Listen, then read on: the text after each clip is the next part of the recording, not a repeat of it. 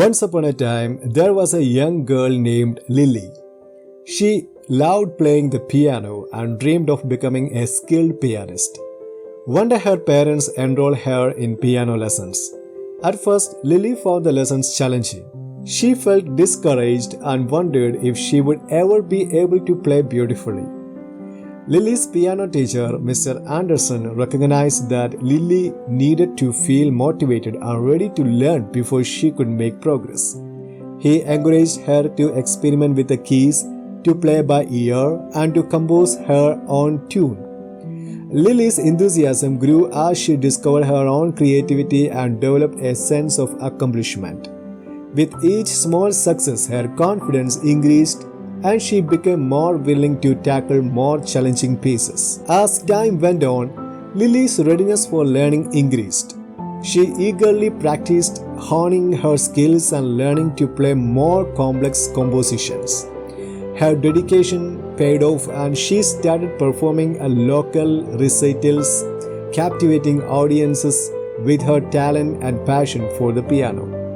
Lily's journey exemplifies the importance of considering readiness in learning. By starting with achievable tasks and nurturing her motivation, Mr. Anderson empowered Lily to develop her skills and reach her full potential as a pianist. Hello everyone, welcome back. Today we will discuss on Thorndike's laws of learning. In this video, we will explore the three fundamental laws: the law of effect, the law of exercise, and law of readiness. By examining these laws, we will gain insights into how positive and negative outcomes influence behavior, the importance of practice and repetition in strengthening learning, and the significance of being mentally and emotionally prepared for effective learning. Join us on this enlightening journey as we uncover the principles that govern successful learning. I am Blessed Varghese, a junior research fellow at Mahatma Gandhi University, Kerala, and welcome to my channel, Mindscape.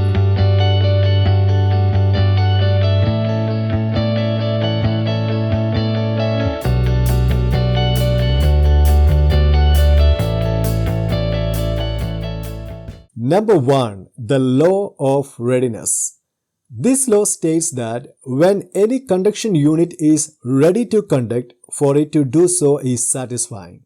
When any conduction unit is not in readiness to conduct, for it to conduct is annoying. When any conduction unit is in readiness to conduct, for it not to do so is annoying. This law suggests that learning is more effective when the learner is ready and willing to learn. Learners who are motivated and prepared to learn are more likely to engage in the learning process, and learning will occur more rapidly and effectively. This shows us not to force the child to learn if he is not ready, but also not miss any opportunity of providing learning experiences if the child is prepared to learn. The law of readiness also suggests that learning is more effective when the learner is able to connect new information to their prior experiences and knowledge. In other words, learners are more likely to learn new information when it is presented in a way that is meaningful and relevant to them. Thorndike believed that teachers should take into account the readiness of their students and present information in a way that is appropriate for their level of understanding and readiness to learn. Teachers should make an attempt to motivate the students by stimulating their attention, interest, and curiosity. Let's consider a student named Sarah who is learning how to solve maths problem. Sarah has been studying addition and is currently at the stage of adding two-digit numbers. Her teacher recognizes that Sarah is ready to move on to next level of learning, which is subtraction. To apply the law of readiness, the teacher presents Sarah with subtraction problems that are slightly more challenging but still within her capabilities. The teacher ensures that Sarah has a basic understanding of the concept and provides appropriate guidance and support. Sarah, being motivated and ready to learn, engaged with the new material and gradually masters subtraction through practice and guidance. As she successfully solved more complex subtraction problems, her confidence and readiness increased, enabling her to tackle more advanced mathematical concepts in the future. In this example, the law of readiness is demonstrated by the teacher recognizing Sarah's readiness to learn subtraction and providing appropriate stimuli and support. By matching the difficulty level of the material to Sarah's readiness and gradually increasing the complexity, the teacher facilitates Sarah's learning and helps her progress to the next level. The law of readiness highlights the importance of assessing an individual's readiness, motivation, and previous knowledge before introducing new material or tasks. By considering these factors, educators can enhance the learning experience and promote successful learning outcomes. Let's go to the second law, that is the law of effect. The law states that when a modifiable connection between stimulus and response is made and is accompanied or followed by a satisfying state of affairs, that connection's strength is increased. When made and accomplished or followed by an annoying state of affairs, its strength is decreased. This law suggests that behaviors that are followed by a pleasant or satisfying consequence are more likely to be repeated, while behaviors that are followed by an unpleasant or unsatisfying consequence are less likely to be repeated. In other words, if a behavior leads to a positive outcome, the individual is more likely to engage in that behavior again in the future. Conversely, if a behavior leads to a negative outcome, the individual is less likely to engage in that behavior in the future. Thorndike's law of effect has significant implications for teaching and training. Teachers and trainers can use positive reinforcement such as rewards and praise to encourage learners to engage in desired behaviors. The law of effect has also been applied in fields such as behavioral psychology, where it is used to design behavior modification programs for individuals with certain behavioral disorders. Imagine a classroom where the teacher wants to encourage positive behavior and improve student engagement during lessons. The teacher decides to implement a reward system to reinforce desirable behaviors. During a reading activity, Tania, one of the students, actively participates, answering questions and contributing to class discussions.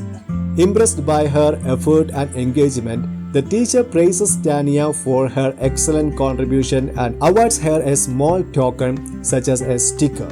Tania, motivated by the recognition and reward, feels a sense of accomplishment and pride. She is more likely to continue engaging in active participation during future lessons, as she associates the positive reinforcement with her desired behavior. The pleasant experience of receiving praise and a sticker strengthen the connection between her engagement and the positive outcome. As the reward system continues, other students observe Tania's positive experience and start increasing their participation as well. They realize that active engagement leads to recognition and rewards.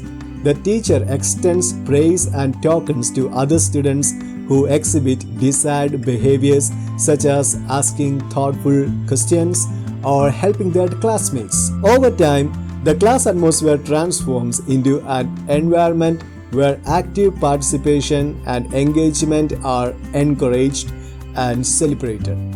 The students become more motivated to participate, knowing that their efforts will be recognized and rewarded. Through the law of effect, the teacher has created a positive feedback loop, reinforcing desirable behaviors and fostering a more engaged and motivated classroom. The students' behavior is shaped by the consequence of receiving praise and rewards, making it more likely that they will continue to engage actively in learning activities. Based upon his later research, Thorndike after 1930 realized that his law of effect was not really correct. He found that while a pleasant or satisfying situation results in the strengthening of the connection between stimulus and response, an unpleasant or annoying situation did not necessarily decrease the strength of this connection. From this, he concluded that while reinforcements in the form of reward or incentive increase the strength of the stimulus-response connection, unpleasant experiences in the form of pain or punishment do not necessarily weaken it. Let's go to the third law, the law of exercise. This law suggests that the strength of a connection between a stimulus and a response depends on the frequency of their association. In other words, the more often a behavior is performed in a given situation, the stronger the connection between the situation and the behavior becomes. It is further divided into two. They are law of use and law of disuse. Law of use states that when a modifiable connection is made between a situation and response, the connection strength is, other things being equal, increased. This law suggests that the more frequently a connection between a stimulus and a response is used, the stronger that connection becomes. In other words, the more an individual uses a skill or behavior, the more automatic and efficient it becomes. The law of disuse states that when a modifiable connection is not made between a situation and response, during a length of time, that connection's strength is decreased. This law suggests that the strength of a connection between a stimulus and a response decreases over time when the connection is not used. In other words, behaviors or skills that are not practiced or used frequently will become weaker and less efficient over time. According to the law of exercise, repetition is key to strengthening the connection between stimuli and responses. Thorndike believed that practice and repetition were critical for learning and that behaviors would become more automatic and efficient with repeated practice. Thorndike has revised his law of exercise. The revised law suggests that the strength of a connection between a stimulus and a response depends not only on the frequency of their association, but also on the recency and vividness of the association. In other words, the revised law suggests that the most recent and emotionally charged associations between stimuli and response will have a stronger impact on behavior than those that occurred in the distant past or that were less emotionally charged. The revised law has important implications for educational and training practices. It suggests that educators and trainers need to provide opportunities for learners to practice and reinforce their skills in a variety of contexts, while also ensuring that the practice is emotionally engaging and relevant to the learner's goals and interest. In summary, Thorndike's laws of learning are fundamental principles that shed light onto the process of learning and behavior. These laws include the law of effect, the law of readiness, and the law of exercise. The law of effect highlights the impact of consequence of behavior. When a behavior is followed by a rewarding consequence, it is more likely to be repeated, while behaviors followed by negative consequence are less likely to be repeated. The law of readiness emphasizes the importance of the learner's preparedness and motivation to learn.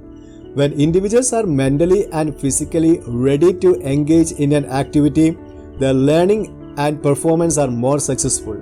The law of exercise underscores the role of repetition and practice in strengthening the connection between stimuli and response.